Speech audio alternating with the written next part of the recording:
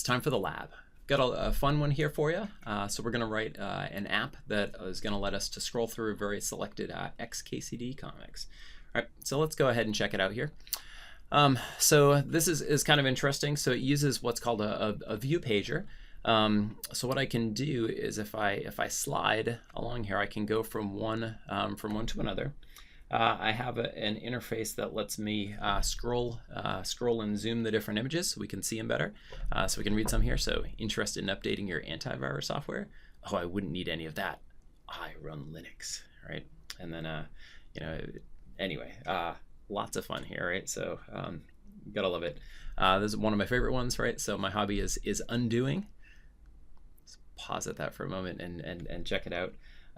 So the mouse over here, if I click the info button, it gives us the number of the XKCD comic, and it says, I've been sneaking out at night and installing lamps on the underside of every photovoltaic panel that I can find.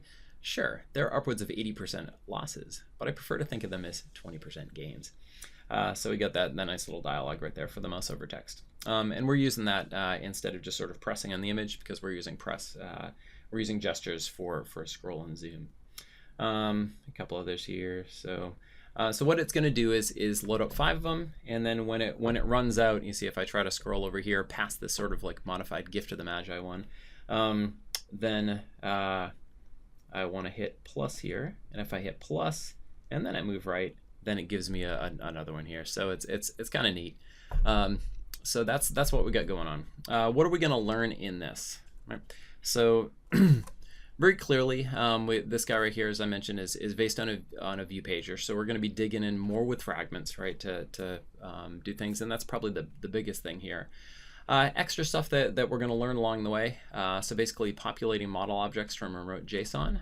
So the author of XKCD has all of the comics all indexed in JSON files. So it's kind of neat. So we'll talk about that. Loading images that are stored remotely. So we're going to do that off the UI task. So we're going to use something called an async task. Again, so that can be off the UI thread. That's what I meant to say. All right, and then finally, as we mentioned, we got some image scrolling and zooming here. All right, so good stuff. Up there, our unit here. So what can we say, sort of, as a whole here? Any UI that you build is going to be built out of activities.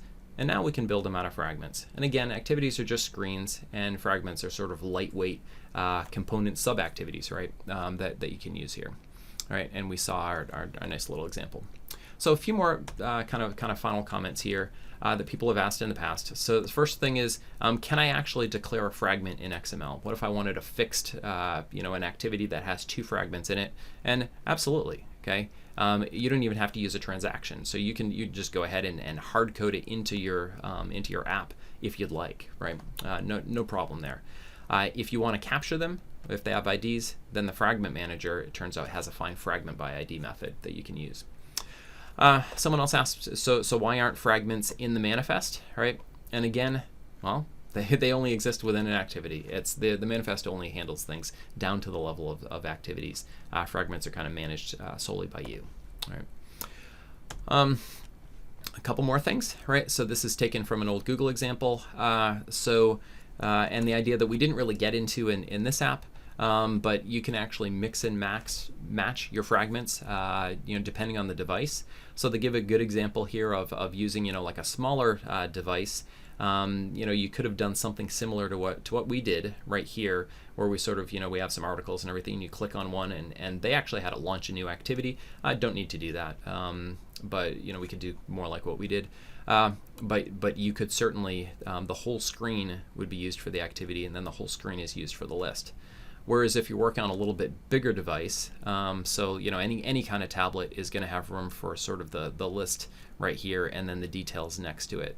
So that's a different layout altogether, and you just swap out. You can set up different layouts for different devices, and you can have some of the same code that would work on each. If you're interested in that, there's some code that you can play around with to see sort of how you detect which device you're on. Okay. What I'd say for future study, next steps here, a couple different places that you could go. So the first is that I've referred back to this Fragments guide a couple times. There's a really nice example at the end of it. So it goes through all the ideas, the backstack and transactions and all that kind of stuff. But when you get at the end, they have a fully worked example about Fragments. I'd encourage you to take a look at it, see similarities. There's a few new things in there that we didn't do, but see if you can understand that, and you should be able to. And it actually does dig into that little bit about using Fragments on different devices. So good reading. Okay. And a couple more things. So there are other Fragment UI patterns that you can use. So tabbed activity, and that's the one that you're going to be using on the lab, using the view pager, very heavily Fragment based. And then the last one here, you probably noticed when you create a new app that one of the activities that you can make is what's called a master detail flow. And that's that example above that we saw with kind of like the list and then the detail. And we did something like that, but you can, there's actually a specific activity template that kind of moves you in that direction. Right?